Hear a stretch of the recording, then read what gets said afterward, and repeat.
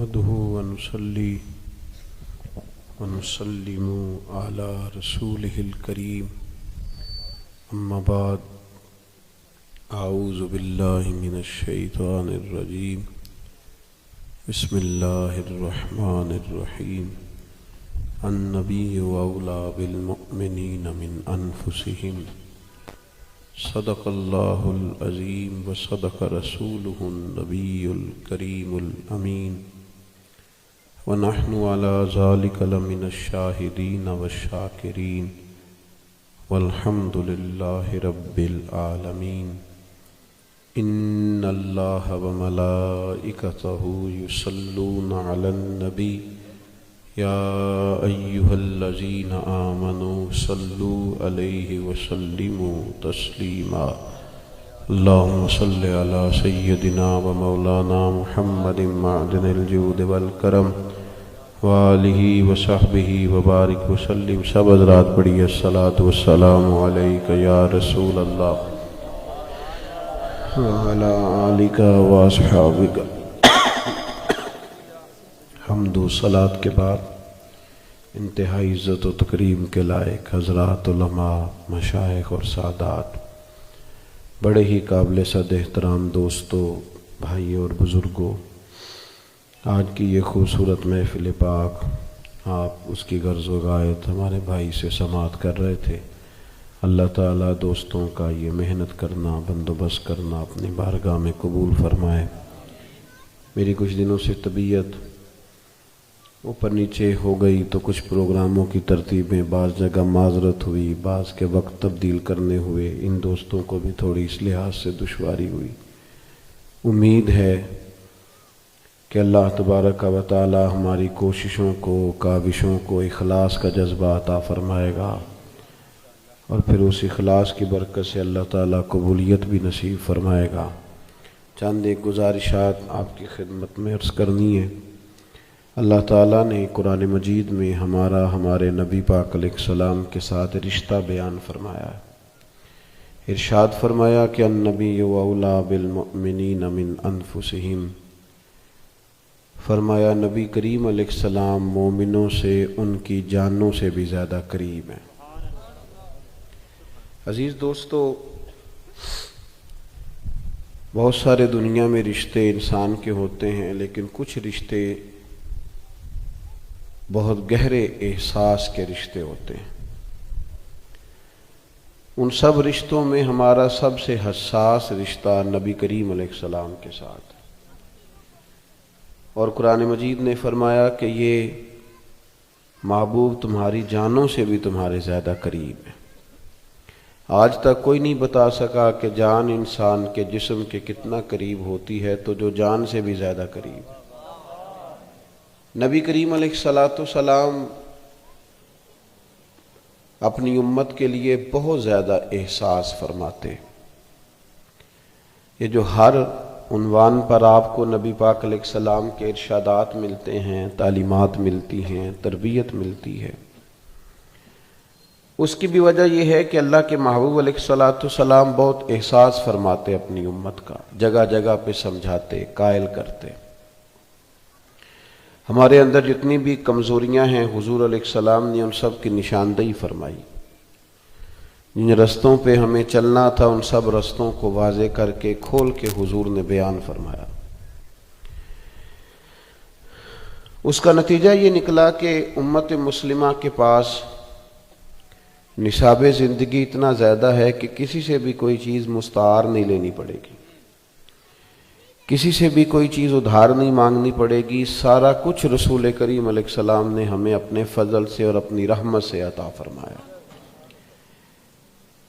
اور اس پر نبی پاک علیہ السلام کا اپنا فرمان شاہد ہے. کریم فرماتے ہیں کہ میری اور تمہاری مثال اس شخص کی طرح ہے جس آدمی نے آگ روشن کی تھی تو پتنگے اس میں گرتے تھے،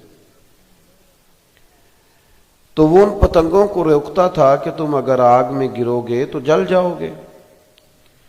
وہ بار بار ادھر جاتے تھے، گرتے تھے. حضور فرماتے ہیں تم بھی ایسے کام کرتے ہو جو تمہیں دوزخ میں لے جائیں گے، اور میں تمہیں سینہ بند سے پکڑ کے کھینچ کے کہتا ہوں یہ کام نہ کرو، دوزخ میں جانے والا. تمہیں بچانے کی تدبیریں کرتا ہوں. اللہ کے پیارے رسول صلی اللہ تعالی علیہ وسلم کی جو تبلیغ ہے وہ بھی اس طرح نہیں ہے جس طرح آج میری طرح کے لوگ تبلیغ کرتے ہیں کہ اس میں بعض جگہ پہ جارحانہ پن بھی پایا جاتا ہے، شدت بھی پائی جاتی ہے، اور بعض جگہ تبلیغ و اشاعت سے زیادہ پروٹوکول اور شہرت کا دخل ہوتا ہے۔ نبی پاک علیہ الصلوۃ والسلام کی جو تبلیغ ہے اس میں نہایت درد ہے، نہایت احساس ہے۔ کبھی آپ نے دیکھا ہے کہ ماں جب اپنے بیٹے کو سمجھانا چاہتی ہے یا باپ اپنے بیٹے کو سمجھانا چاہتا ہے تو اسے سامنے بٹھا کے جملوں کی عمدہ اور اعلیٰ ترتیب کے چکر میں نہیں پڑتا، بلکہ اس کی خواہش ہوتی ہے کہ کسی بھی طریقے سے میرا بیٹا بری عادات کو چھوڑ دے۔ اس کے لیے والدہ روتی بھی ہے، گزارش بھی کرتی ہے، سمجھاتی بھی ہے، باپ اس کے لیے بڑی جدوجہد بھی کرتا ہے اور بیٹے کو یہ بھی بتاتا ہے کہ بیٹا میں نے تو ساری زندگی تیرے نام کر دی اور میں یہ چاہتا ہوں کہ تو سنور جائے، تیرے اندر تبدیلی آ جائے۔ بڑی کوشش کرتا ہے والد، اور بیٹا اگر وعدہ کر بھی لے کہ ابا جی آج کے بعد شکایت کا موقع نہیں ملے گا تو پھر بھی وہ مطمئن نہیں ہوتا، بلکہ ہم نے دیکھا ہے کہ وہ رات کو مصلے پہ بیٹھ کے ماں باپ روتے ہیں، یا اللہ ہماری کمائی نہ کہیں ساری چلی جائے، کوشش کرتے ہیں۔ شدت احساس ہے۔ حضور علیہ الصلوۃ والسلام کا امت کے ساتھ چونکہ بڑا حساس رشتہ ہے تو تبلیغ دین میں آپ کو شدت احساس ملے گا، شدت احساس۔ حضور علیہ السلام کی خواہش ہے کہ لوگ ایسے کام کریں کہ جنت میں جائیں، لوگ ایسے کام کریں کہ اللہ کا قرب پائیں، میری امت ایسے کام کرے کہ دنیا میں امامت کا فریضہ سر انجام دے، یہ اس طرح کے ہو جائیں کہ ان کا طرز زندگی سب کے لیے مشعل راہ ہو، یہ سب سے کامیاب ترین وقت گزارے۔ اس کے لیے نبی پاک علیہ السلام ارشادات فرماتے، سمجھاتے، قائل کرتے، تبلیغ کرتے، اور پھر رات کو حضور روتے بھی کہ اللہ انہیں ہدایت کا نور عطا فرما، ان کے لیے ساتھ دعا بھی فرماتے۔ آپ حضور علیہ الصلوۃ والسلام کی سیرت مبارکہ کو کبھی دیکھیں تو ایک بات کہنے لگا ہوں، اس پر آپ غور کریں گے تو سیرت میں آپ کو اس کی گواہی ملے گی۔ نبی پاک علیہ السلام نے ہمیشہ یک طرفہ خیر خواہی کی بات کی ہے، دو طرفہ نہیں۔ ایسا نہیں کہ میں خیر خواہی کروں تو جواب میں پھر سامنے والا بھی خیر خواہی کرے، یہ نہیں۔ نبی پاک کی سیرت میں آپ کو یہ ملے گا کہ کریم نے ہمیشہ خیر خواہی کی ہے، نبی پاک علیہ السلام نے خیر خواہی کی ہے، جواب نہیں مانگا کہ میں کر رہا ہوں تو جواب میں وہ لوگ بھی خیر خواہی کریں۔ شدت احساس ایسا ہے کہ صرف مسلمان ہو جائیں، کلمہ پڑھ لیں، دین میں آ جائیں، یہ اپنے اخلاق کو، کردار کو، رویوں کو درست کر لیں، ان کے اندر مثبت تبدیلیاں آ جائیں، بس یہ ایک خواہش ہے۔ آپ دیکھیے جناب واخشی آ گئے کلمہ پڑھنے، حضرت امیر حمزہ رضی اللہ تعالیٰ عنہ کو انہوں نے شہید کیا ہے،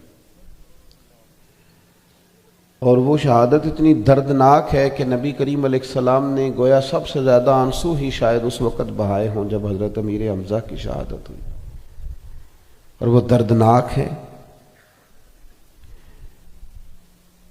ان کو بڑی تکلیف کے ساتھ انہوں نے شہید کیا اور پھر اذیت اس کے بعد بھی جاری رکھی، تو وہ ایک دردناک پہلو ہے۔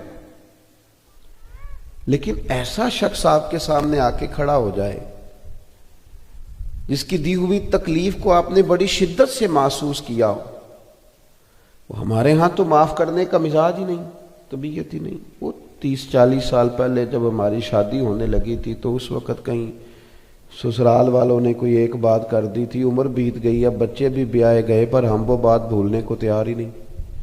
جب لڑائی شروع ہوتی ہے بات وہیں سے شروع کرتے ہیں، وہ تیرے ابا نے یہ کہا تو بھائی اب چھوڑ بھی دے، اب تو بات بڑی دور نکل گئی، معاف کر دے، جانے دے۔ ہم تو ضد پال لیتے ہیں اور اس قدر زیادہ شدت کرتے ہیں کہ وہ کوئی ایسے محسوس ہوتا ہے کہ جیسے ہم نے کبھی غلطی کی ہی نہیں، تو لہذا سامنے والے نے کیا تو معاف بھی نہیں کریں گے۔ وہ جناب وحشی آئے، اور ساری بات کا خلاصہ یہ ہے کہ انہوں نے عرض کیا کہ میری بھی معافی ہو جائے گی، مجھے بھی درگزر کر دیا جائے گا، میں بھی قبول ہو جاؤں گا۔ تو کریم فرمانے لگے تو سچے دل سے کلمہ پڑھ، ہم تمہیں بھی معاف کرنے کو تیار ہیں۔ اس لیے کہ وہ جو شدت احساس ہے، شدت احساس، اس کو سمجھیں۔ امت بعض چیزوں کو سمجھتی نہیں، غور نہیں کرتی۔ ہمارا زیادہ وقت دین کو منانے میں گزر گیا، میلاد منایا، معراج منایا، بزرگوں کے عرس منائے، ہم نے جناب فلاں چیز منائی۔ او بھائی اپنائیں گے کب؟ فقط منائیں گے، آپ اپنائیں گے کب؟ دین تو اپنانے کے لیے آیا، جس چیز کا پتہ چل گیا اس پر عمل کرو، جو چیز ہم تک آ گئی ہے اس کے مطابق اپنے آپ کو بدلو۔ لوگ جا کے پیر صاحب سے کہتے ہیں حضرت میں بدلنا چاہتا ہوں، کچھ بتائیں، تو کئی دفعہ پریشانی ہوتی ہے کہ جناب اتنا کچھ تو بتایا ہے، ابھی تک تو بدلے نہیں، اب اور کیا بتائیں؟ ہر موضوع پر تو بتایا ہے، ہر عنوان پر تو تفصیل دی ہے، ہر جو ہے پہلو اس پر تو گفتگو کرنے کی کوشش کی ہے اپنی بساط کے مطابق۔ اب کیا مطلب، ہم نئی چیز کیا چاہتے ہیں؟ شرط یہ ہے کہ ہم اس احساس کو محسوس کریں۔ آپ صحابہ کرام علیہم رضوان کو کبھی دیکھیں نا، تو جس احساس کی شدت کے ساتھ حضور انہیں دین بتاتے تھے، اسی شدت کے ساتھ، احساس کی شدت کے ساتھ وہ قبول کرتے تھے اور اس پر عمل کرتے تھے، اسی توانائی کے ساتھ، اسی انداز کے ساتھ۔ یعنی کوئی لیت اللہ نہیں، کوئی تبصرہ نہیں، بالکل سادی سی بات ہے۔ حضور علیہ السلام اگر مسجد اقصیٰ کی جانب، بیت المقدس کی جانب منہ کر کے نماز پڑھ رہے ہیں تو بسم اللہ،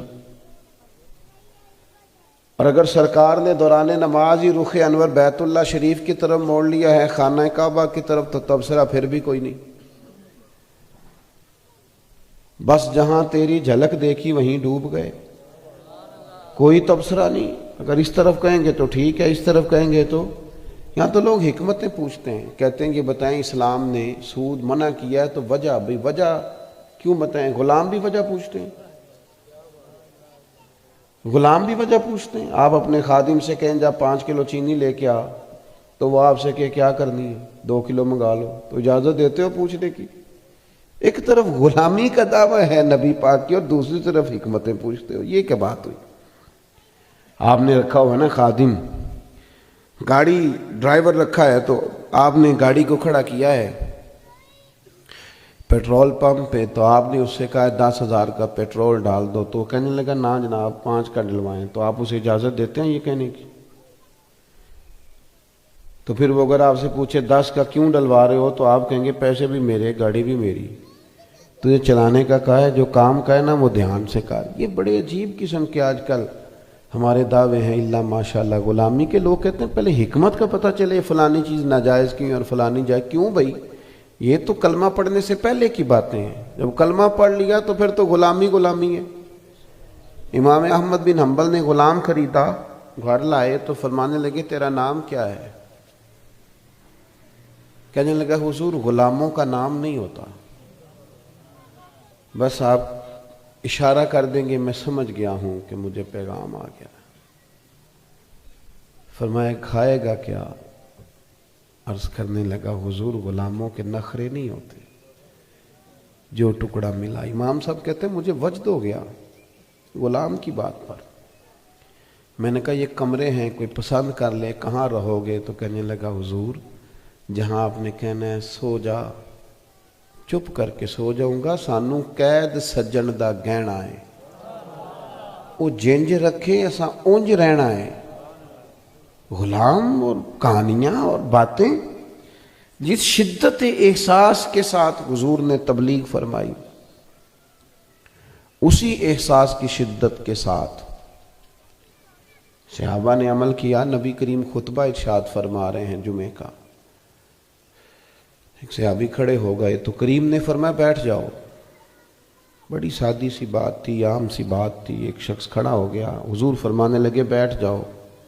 ایک صحابی گلی میں تھے، ان کے کان میں آواز آئی بیٹھ جاؤ، وہیں بیٹھ گئے. ایک بنو غنم میں تھے، ابھی قبیلہ بنو غنم کے قریب، ان کے کانوں میں آواز آئی بیٹھ جاؤ تو وہ وہیں بیٹھ گئے. کوئی کسی جگہ تھے، ان کے کانوں میں آواز آئی تو بیٹھ گئے. تکمیل نماز پر حضور نے فرمایا آپ کہاں تھے، آپ کہاں تھے، آپ کہاں تھے؟ عرض کرنے لگے یا رسول اللہ صلی اللہ تعالی علیہ وسلم آپ نے فرمایا بیٹھ جاؤ تو بیٹھ گئے، فرمایا بیٹھ جاؤ تو بیٹھ جائے. تو حضور فرمانے لگے نہ آپ سے کہا، نہ آپ سے کہا، نہ آپ، میں نے تو فلاں سے کہا تھا. عرض کی حضور آپ نے نام تو نہیں نہ لیا، آپ نے کہا بیٹھ جاؤ تو سارے ہی، کیونکہ غلام تو شدت سے بات مانتے ہیں، لیکن یہاں غلام ہیں، مسلمان ہیں، دعویٰ ہے. اور جب باری عمل کی آتی ہے تو پھر کمزوری ہے، پلپلا پن ہے، لہجوں میں لفظوں کے اندر سستی ہے، غفلت ہے. اور بات کرتے ہیں تو وہ اس میں یہ ہے کہ کر لیں گے، شروع کرنے لگے ہیں، آپ دعا کریں، بس ارادہ میرا بھی بن گیا ہے، تھوڑا ہی ٹائم رہ گیا ہے، بچوں کی شادی ہو جائے. یہ غلامی نہیں، غلاموں کا یہ مزاج نہیں ہے. جیسا کہ میں نے کہا تھا زیادہ باتیں نہیں کرنی، بڑی جلدی سمیٹ دوں گا. اللہ کے محبوب علیہ الصلوۃ والسلام گزر رہے تھے بس راہ سے، ایک آدمی کا بہت اونچا گھر دیکھا. کچھ بھی نہیں کہا سرکار نے، بس ذرا پسند نہیں کیا. چہرہ مبارکہ پہ نا ناراضگی کے اثار ہے، بس پسند نہیں کیا حضور نے. آپ کی توجہ ہے میری بات پر؟ ایک ہوتا ہے واضح حکم ہونا، ایک ہوتا ہے بندہ مرضی سمجھ لے کہ محبوب کی مرضی کیا ہے، وہ رضا سمجھ لے کہ وہ کس بات میں راضی ہیں، کس میں ناراض ہیں. وہ اس مرضی کو، بہت سارے لوگ کہتے ہیں جی ابا جی حکم کریں جی، وہ جیسے کہیں گے میں کروں گا. تو میں کہتا ہوں کریں کیوں جی؟ آپ کو ابا جی کی مرضی کا پتہ نہیں وہ کیا چاہتے ہیں؟ آپ اماں جی سے کہیں جی جیسے کہیں گے میں، بھئی اماں جی کو کہنا کیوں پڑا ہے؟ آپ کو پتہ نہیں وہ کیا چاہتی ہیں؟ آپ تو بھانپ لیں مرضی پہ. دو قسم کے ہوتے ہیں نا لوگ، ایک لوگ کہتے ہیں میں پوچھ کے آیا ہوں، تو بھئی آپ نے کہا تھا جاؤں، تو وہ کیا کہتے نہ جاؤ.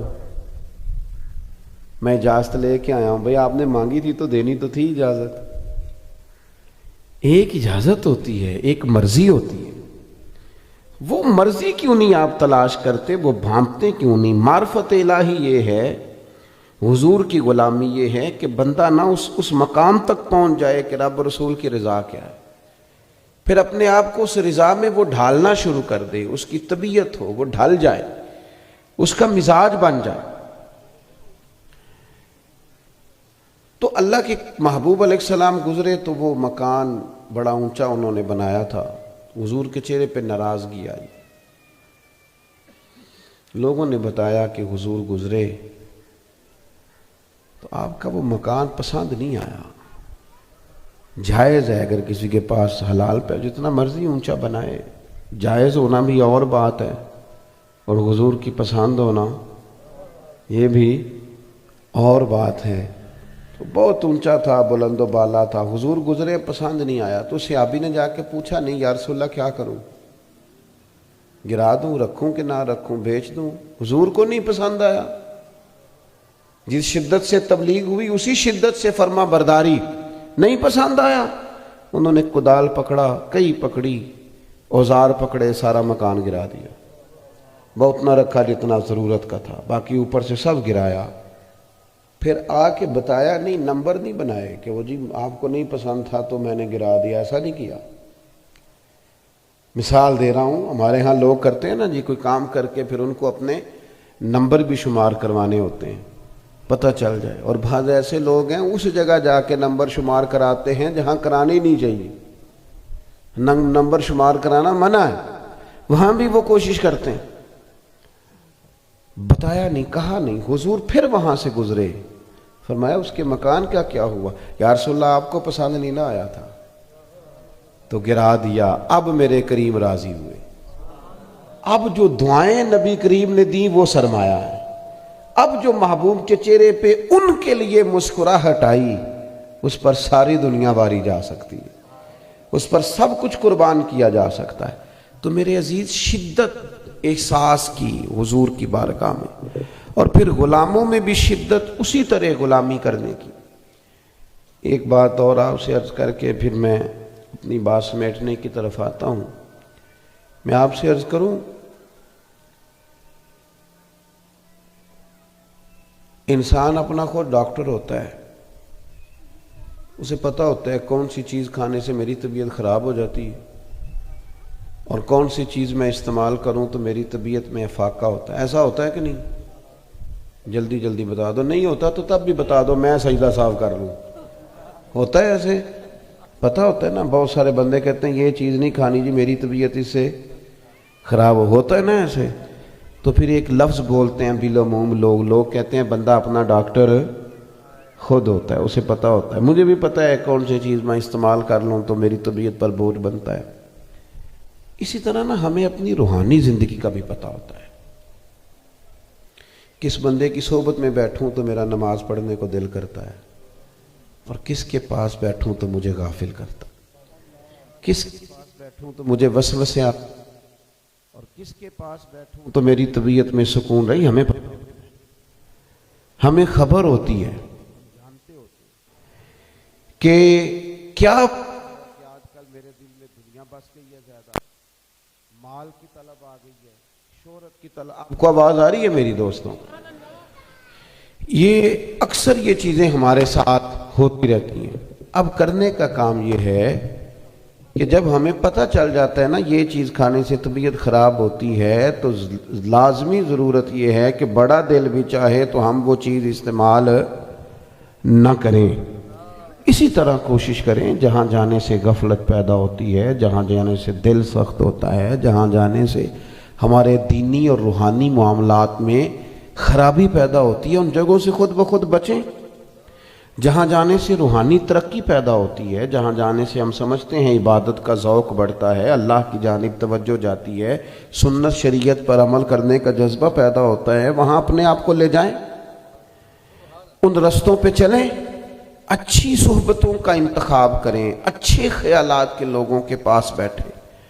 اور اگر آپ سمجھ رہے ہیں کہ فلاں چیز جب سے میرے ذہن میں آئی ہے معاملات اور کیا اور ہو گئے، تو ہمیں خود بخود ان چیزوں سے بچنا چاہیے۔ ہم نے تو اپنے بزرگوں کو یہی کرتے دیکھا کہ وہ تو کئی دفعہ بہت شہرت ہونے لگی تو انہوں نے اپنے آپ کو بیک کرنا شروع کر دیا، کہا نہیں میں اعتدال میں رہنا چاہتا ہوں۔ بہت لوگ پیچھے بھاگنے لگے تو انہوں نے سفر تھوڑا محدود کر دیا کہ نہیں یار یہ دیکھیں نا، کچھ لوگوں کو مزہ آتا ہے، لوگ گاڑیوں کے پیچھے بھاگے تو شور ہو تو وہ ایسے کرے تو مزہ آتا ہے، کچھ کو ڈر آتا ہے، کچھ کو خوف آتا ہے، کچھ کا دل کانپتا ہے۔ وہ کہتے ہیں کہ میری اجرت میری محنت سے زیادہ کیوں ہے، میرے محسن تیرے احسان سے ڈر لگتا ہے۔ رب کے کچھ بندے دعا مانگتے تھے، یا اللہ اگر میں نیک ہوں تو میری شہرت، میرا وقار، میرا آنا جانا، کہیں مجھے میری ساری نیکیوں کا اجر دنیا میں نہ دے دینا۔ اس سے ڈرتے تھے، انہیں زیادہ خیال آتا تھا، پھل زیادہ لگ جائے درخت کو تو جھکنے لگتا ہے، پیچھے پیچھے ہونے لگتا ہے، بہک ہونے لگ جاتا ہے، کہتا ہے نہیں یار مجھے چھپنا چاہیے تھوڑا سا۔ تو میرے عزیز، خود تھوڑا نا اپنے روحانی طبیب بنے، تھوڑا سا اپنے آپ پر خود بھی تو توجہ دینا۔ ہم نے خود بھی اپنے آپ کو بڑا کھلا چھوڑ دیا ہے، سارا دھیان دوسروں کے رکھا ہوا ہے، کون کیا کر رہا ہے۔ تھوڑا دھیان اپنا رکھیں، اپنے اوپر تھوڑی محنت فرمائیں۔ دل آہستہ آہستہ سخت ہوتے جا رہے ہیں، دوسروں کے بارے میں رائے سخت ہوتی جا رہی ہے، تبصرے زیادہ ہوتے جا رہے ہیں، بحثیں زیادہ ہیں، عمل تھوڑا ہے اور شہرت کا شوق زیادہ ہے۔ جو ہم نے نہیں کیا اس پر بھی ہم اپنی تعریف چاہتے ہیں، جو ہم نہیں ہیں وہ بھی ہم کہلوانا چاہتے ہیں۔ ان چیزوں سے اپنے آپ کو بچائیں۔ میں دعا کرتا ہوں اللہ تعالی ہمارے دوستوں کی کوشش اور کاوش کو اپنی بارگاہ میں قبول فرمائے، اور جن بزرگوں کے سال ثواب کے لیے انہوں نے یہ سارا اہتمام کیا ہے، اللہ تعالیٰ ان پر خاص رحمت کی نظر فرمائے۔ محفل ابھی جاری رہے گی کہ ختم ہو؟ سلام ہوگا اور سید